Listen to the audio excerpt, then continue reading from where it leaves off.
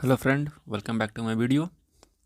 आज की इस वीडियो में आज से हम लोग 68th बीपीएससी के लिए जो 68वां बीपीएससी शुरू हो रहा उसके लिए स्पेशल सीरीज चालू कर रहे हैं, जिसमें कि हिस्ट्री के प्रीवियस ईयर क्वेश्चन आपको मिलेंगे और कुछ एक ऐसे भी क्वेश्चन होंगे जो कि पहले एग्जाम में नहीं पूछे गए हैं, उनका एग्जाम में पूछे जाने का चांस काफ़ी ज़्यादा है।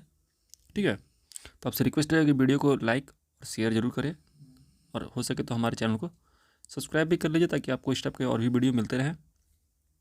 वीडियो में शुरू कर आगे बढ़ने से पहले आपको बता दूं कि किसी भी क्वेश्चन के ऑप्शंस नहीं होंगे। जैसे आपको पता है कि इस बार से बीपीएससी में भी नेगेटिव मार्किंग आ गया है, इसलिए हम लोगों ने ऑप्शन को ही स्किप कर दिया है। सीधे सीधे सीधे हम लोग आंसर की ओर बढ़ेंगे डायरेक्ट।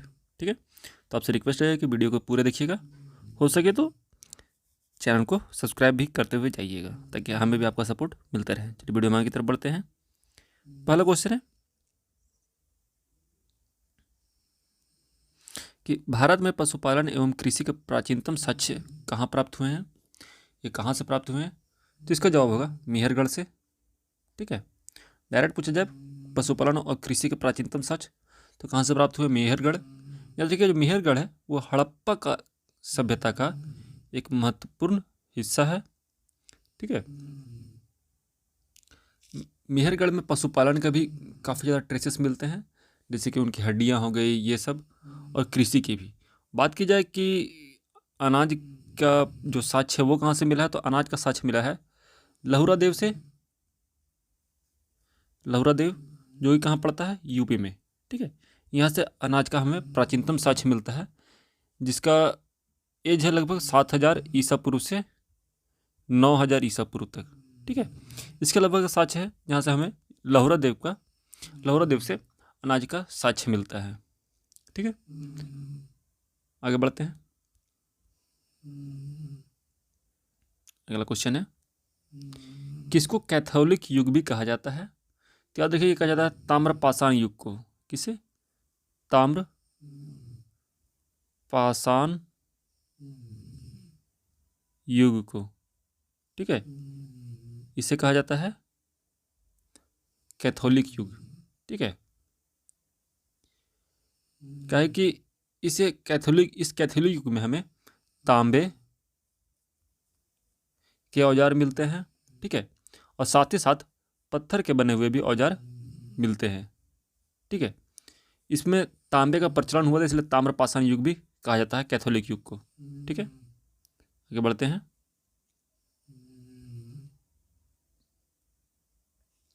हड़प्पा में मिट्टी के बर्तनों पर सामान्यतः किस रंग का उपयोग हुआ था? तो याद रखिएगा, जो हड़प्पा के बर्तन थे वो मिट्टी से बनाए जाते थे। ठीक है, इन पर लाल रंग से, ठीक है, इसका जवाब भी होगा लाल रंग। इन पर लाल रंग से पेंट किया जाता था, इसलिए मिट्टी के बर्तन लाल रंग के होते थे। ठीक है, याद रखिए, हड़प्पा कालीन में दो टाइप के मिट्टी के बर्तन बनते थे, एक डिजाइन वाले, ठीक है, एक होते थे बिना डिजाइन के।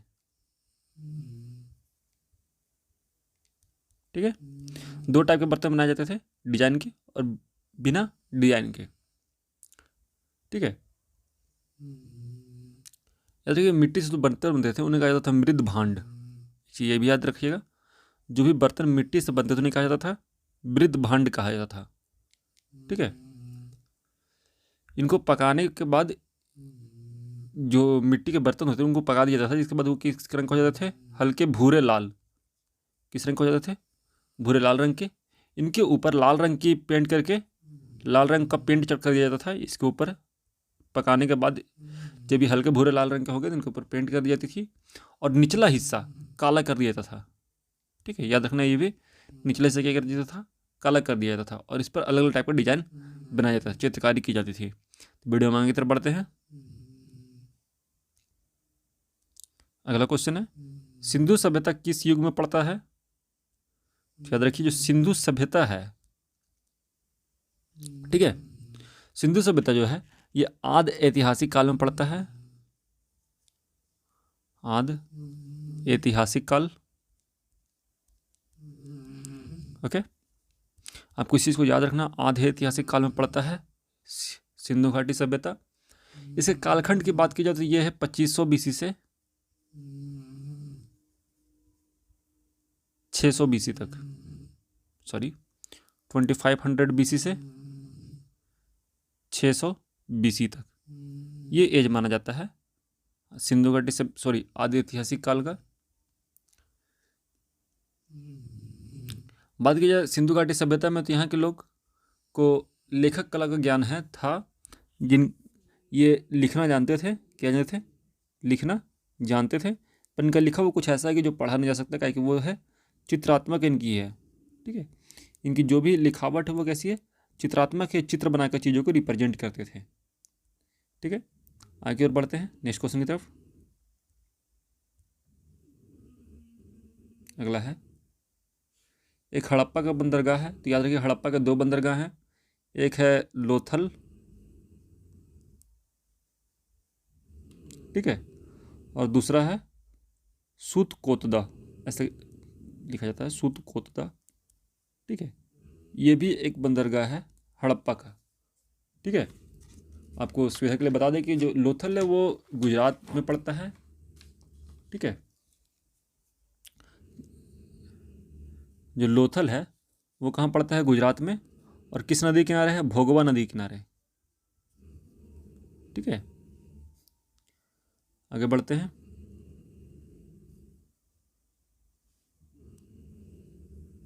किस हड़प्पा कालीन स्थल से टेराकोटा का हल प्राप्त हुआ है।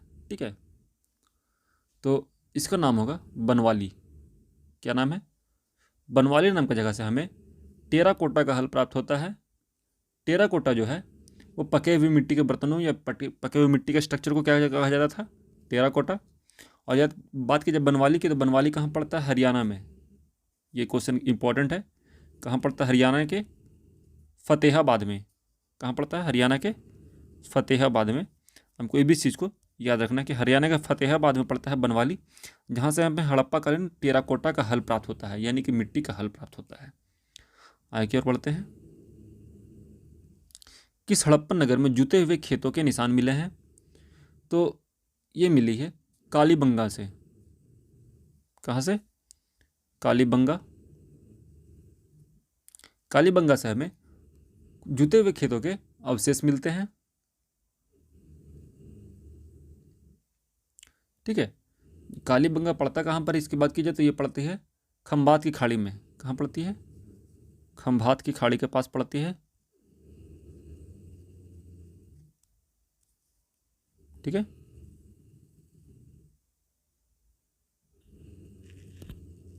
सॉरी जो ये कालीबंगा है, कालीबंगा जो है ये पड़ता है हनुमानगढ़, हनुमानगढ़ में। ये कहाँ पे है, राजस्थान में। ठीक है, मिस्टेक हो गई गलती से, ये राजस्थान में पड़ता है। ठीक है, यहाँ से हमें क्या मिलते हैं, जुते हुए खेतों के निशान। याद रखिएगा कालीबंगा किस नदी के किनारे जब पूछ दिया तो ये पड़ता है घग्घर नदी के किनारे। ठीक है, घग्घर नदी किनारे हमें पड़ता है कालीबंगा, जो कि किस एरिया में है, हनुमानगढ़ में, राजस्थान। ठीक है, यहाँ पे हमें जुते हुए खेतों के निशान मिलते हैं। आगे बढ़ते हैं। प्रसिद्ध 10 राजाओं का युद्ध किस नदी के तट पर लड़ा गया था। तो याद रखिए जो प्रसिद्ध 10 राजाओं का युद्ध था जिसे कहा जाता 10 राज युद्ध। ठीक है, क्या कहा गया है, 10 राज युद्ध। ठीक है, ये कहाँ पड़ता है, ये किस नदी के किनारे लगा गया था, इस नदी का नाम था पुरुषनी नदी। ठीक है, कौन सी नदी थी, पुरुषनी, जिसे आजकल क्या कहा जाता है, रावी। ठीक है, रावी नदी किनारे लड़ा गया था। आगे बढ़ते हैं। ऋग्वेद का कौन सा मंडल पूर्णतः सोम को समर्पित है। तो ये होगा 9वां मंडल। ऋग्वेद का जो 9वां मंडल है वो पूर्णतः सोम को समर्पित है। सोम जो है एक पेय पदार्थ होता है, पीने योग्य पदार्थ होता है जिसे पिया जाता है। ठीक है, याद रखिए 9वें मंडल में कितने मंत्र हैं, 114 मंत्र हैं। ठीक है, जो सभी के सभी सोम को समर्पित हैं। ठीक है, आगे बढ़ते हैं।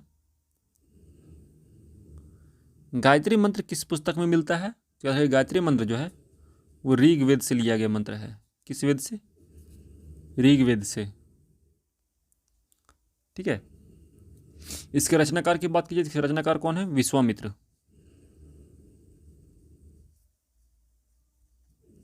ठीक है, आगे बढ़ते हैं।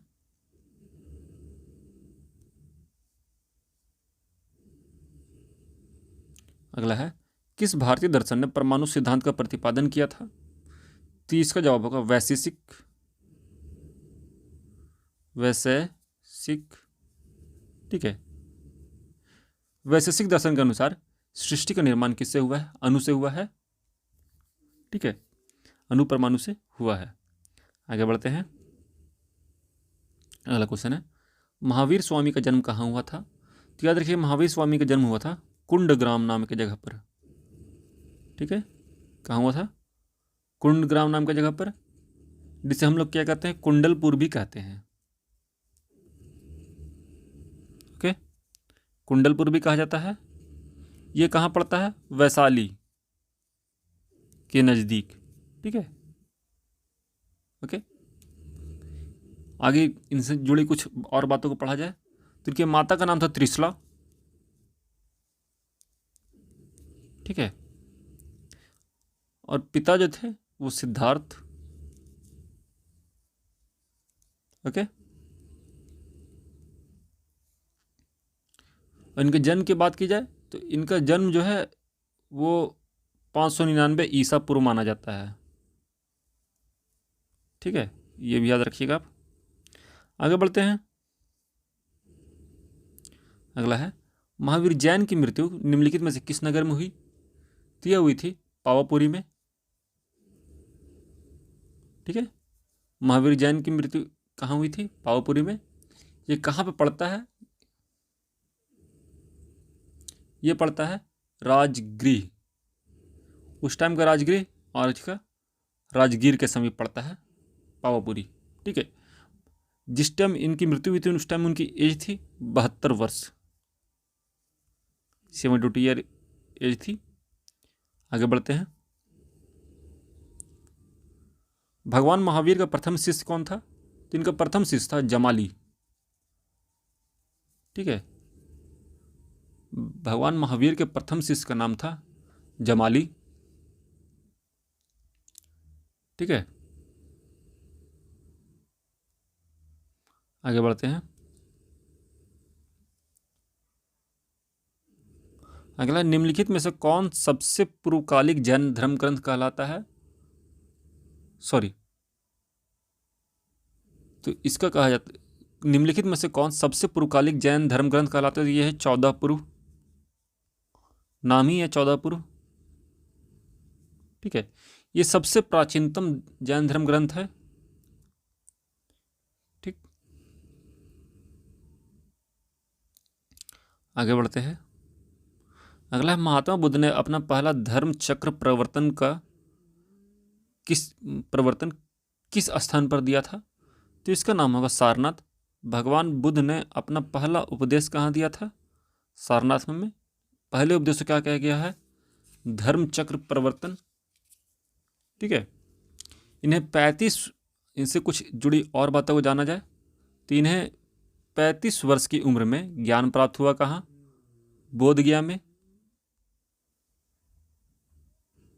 ठीक है, जो कि बिहार में पड़ता है, बिहार के गया डिस्ट्रिक्ट में पड़ता है। यहाँ पे इन्हें ज्ञान प्राप्त हुई। और नदी की बात की जाए तो नदी का नाम था फल्गु या निरंजना नदी। ठीक है, ज्ञान की प्राप्ति के बाद इन्हें बुद्ध कहा गया। क्या कहा गया? ज्ञान की प्राप्ति के बाद बुद्ध कहा गया। जब इन्हें ज्ञान प्राप्त हुआ उसके बाद इन्होंने पहला उपदेश कहाँ दिया था? सारनाथ में, जिस धर्मचक्र प्रवर्तन भी कहा गया था।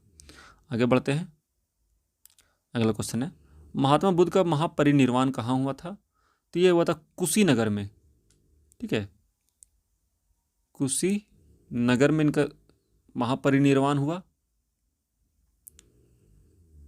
ठीक है, जो कुशीनगर क्या थी? तो मल्ल गणराज्य की राजधानी थी। उस टाइम के मल्ल गणराज्य की राजधानी थी। सॉरी, मल्ल गणराज्य की राजधानी थी कुशीनगर।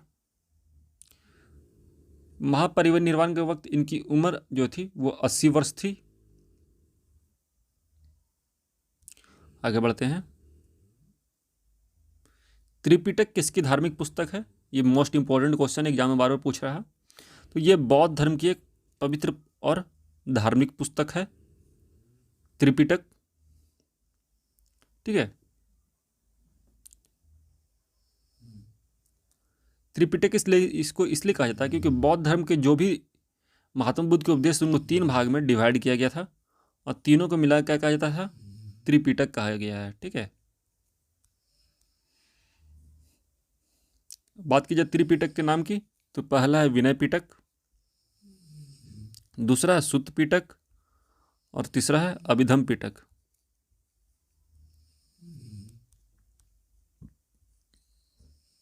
आगे बढ़ते हैं। कौन सी बात बौद्ध धर्म और जैन धर्म में समान नहीं है? तो यह है आत्मदमन। ठीक है, अपना दमन कर देना या आत्मा का दमन कर देना। देखिए, बौद्ध धर्म में था कि आप मध्यम मार्ग अपनाइए और मोक्ष को प्राप्त कीजिए। ठीक है, जबकि जैन धर्म में कठोर साधना की बात की गई थी। ठीक है, इसलिए यही बात जो थी दोनों में अलग थी। आगे बढ़ते हैं। बोधगया बोधि वृक्ष जो है अपने वंश की किस पीढ़ी का है? तो ये अपने वंश का 5वीं पीढ़ी का है बोधि वृक्ष। याद रखिएगा, एक वर्ष के बाद बोधि वृक्ष जो होता है कुछ वर्ष के बाद खराब होने लगते हैं। तो अभी तक महात्मा बुद्ध को जब से ज्ञान प्राप्त हुआ तब से अभी तक का जो भी है पेड़, वो जो है अपने जनरेशन का 5th पेड़ है। ठीक है,